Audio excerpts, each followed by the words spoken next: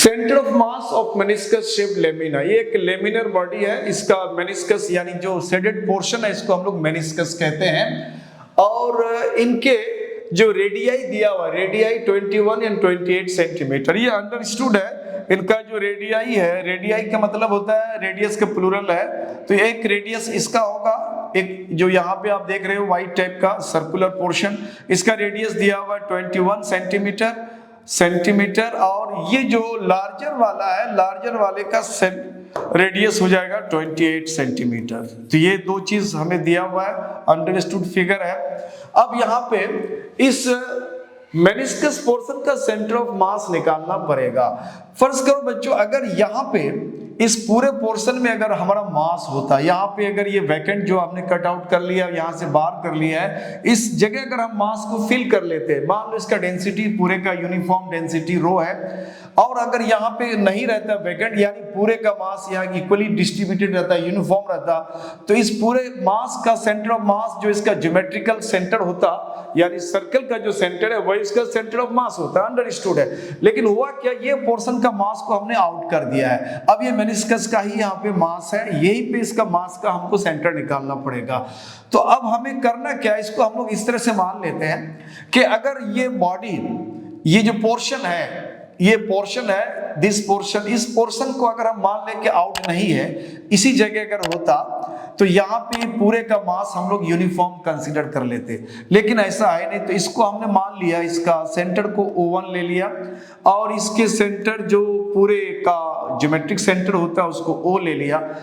अब यहां से इसको हमने ऐसे मिला दिया। अब हुआ ये कि मास चूंकि इस जगह नहीं है, तो इसका सेंटर ऑफ मास भी यहाँ नहीं होगा, इस मेनिस्कस का मास कहीं पे होगा। मान लिया कि इसका मेनिस्कस का मास यहाँ खिसक गया, इसको हमने O2 कर दिया। अब हमें ये वैल्यू निकालना है कि यहाँ से लेके यहाँ तक ये कितनी दूरी पर है, दिस डिस्टेंस निकालना है, और इस डिस्टेंस को हमने x कंसीडर कर लिया। अब यहाँ पे हम लोग किस तरह का काम करेंगे, थोड़ा सा यहाँ पे आपको दिमाग लगाना है बच्चों। अगर मान लो कोई ज्योमेट्रिकल फिगर है हमारा, कोई भी ज्योमेट्रिकल फिगर, और इसका सेंटर ऑफ मास यहाँ है, तो दिस सेंटर ऑफ मास को हम लोग बैलेंस पॉइंट भी कहते हैं।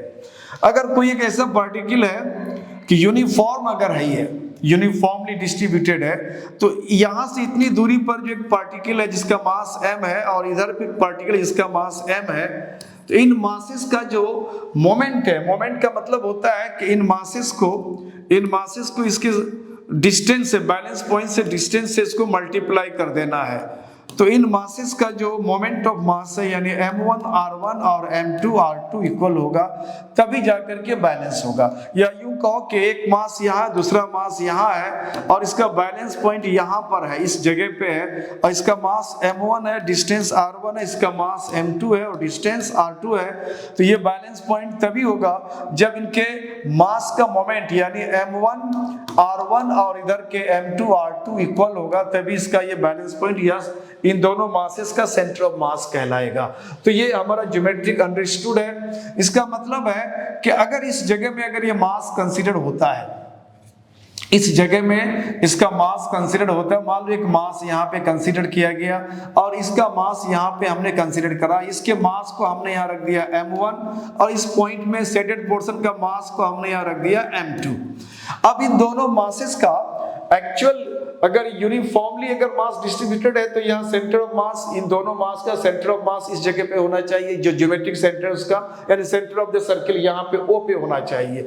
और ये तभी होगा जब इस मास का और इस मास का जो मोमेंट है, यानी mass multiplied this, mass multiplied that equal होगा, तभी जाकर के वो हमारा सेंटर ऑफ मास बनेगा, यानी वो बैलेंस पॉइंट होगा।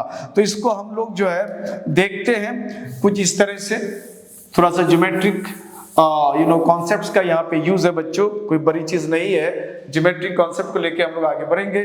तो अब यहाँ पे अगर मास का बैलेंस पॉइंट अगर वो माना जाए, तो यहाँ हो जाएगा डिस्टेंस इसका कितना हो जाएगा, देखो यहाँ से यहाँ तक अगर आता है, यहाँ तक आता है, तो इनका जो अपना रेडियस है 28 है, और ये छोटे वाले पोर्शन का रेडियस 21 है। तो यहाँ से ये 28 में से 21 माइनस कर दो, यानी 7।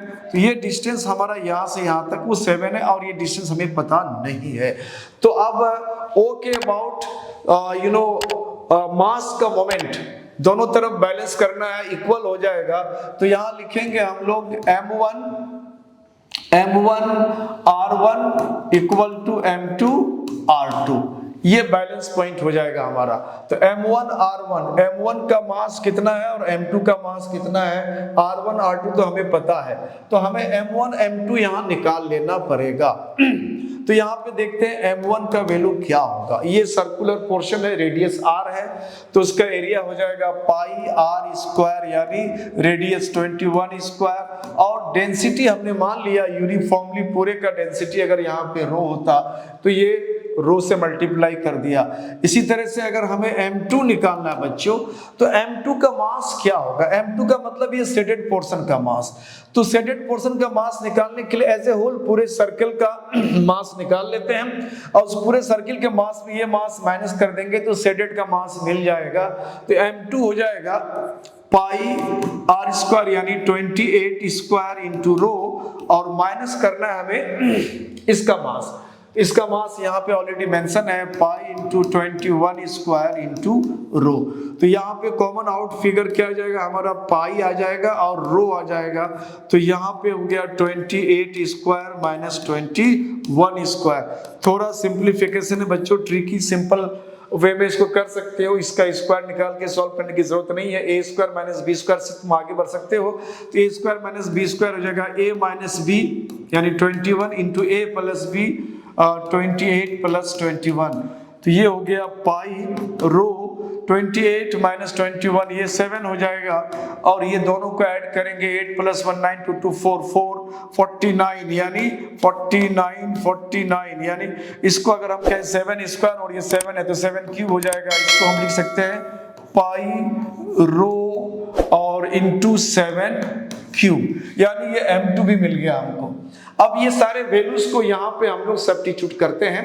सब्स्टिट्यूट करने के बाद वैल्यू को हम लोग आसानी से निकाल सकते हैं। तो इसको हम लोग थोड़ा सा देखेंगे, ये वैल्यू M1 उसका मास लिया, छोटे पार्टिकल का मास लिया, तो ये हो जाएगा पाई और यहाँ पे रेडियस 21 स्क्वायर इंटू डेंसिटी। चूंकि मोमेंट की बात है तो डिस्टेंस यानी इस बैलेंस पॉइंट से डिस्टेंस का कितना है 7 है, इक्वल टू हो जाएगा M2।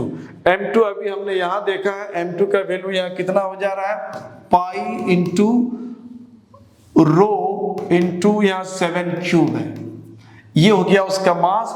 और उसके बाद हमें उसके डिस्टेंस बैलेंस पॉइंट से हमने इसको x रखा है जो हमें निकालना है। तो अब x का वैल्यू हमें निकालना है, तो x का वैल्यू कितना हो जाएगा बच्चों, यहाँ पाई है 21 स्क्वायर है तो 21 कर देते हैं, इंटू रो है इंटू 7 है, एंड डिवाइडेड अपॉन, चूंकि x रखा आपने, ये जो फैक्टर है वो फैक्टर आपको नीचे डिवाइड हो जाएगा। तो नीचे डिवाइड का मतलब है यहाँ पाई आ गया, रो आ गया, 7 क्यूब का मतलब ये 7 3 टाइम इसको मल्टीप्लाई कर देते हैं for the sake of convenience के लिए हमने इसको फैक्टर्स में कन्वर्ट कर दिया। अब आसानी से इसको ट्रिक सॉल्व कर सकते हो बच्चों। पाई कैंसिल कर दो, यहाँ से रो भी कैंसिल कर दोगे, यहाँ 7 यहाँ से 7 कर दो, 7 3 जा 21 एंड 7 3 जा 21। तो x का वैल्यू हो गया आपको 3 3 जा 9 यानी 9 सेंटीमीटर। यानी इस मेनिस्कस का जो सेंटर ऑफ मास होगा, ये जो ज्योमेट्रिकल सेंटर होता है इस पूरे सर्किल का, उस पूरे सर्किल के ज्योमेट्रिकल सेंटर से 9 सेंटीमीटर की दूरी पे उसका सेंटर ऑफ मास होगा। तो ये आपको कुछ ज्योमेट्रिकल शेप जो अक्सर नीट में या फिर आपको IIT में, सब में, JEE में पूछे जाते हैं, तो ये आपको क्वेश्चन इस तरह से बनते हैं। अगर आपने इसको कंसेप्चुअली समझ गया तो आप इससे रिलेटेड अगर कोई चीज़ और कोई ऐसा फिगर दिया जाए जिसको आपको बनाने के लिए पूछा जाएगा एग्जाम में, तो अगर आपने कॉन्सेप्ट को क्लियर कर लिया बच्चों तो आप आसानी से कर सकते हो। Thank you for watching my channel.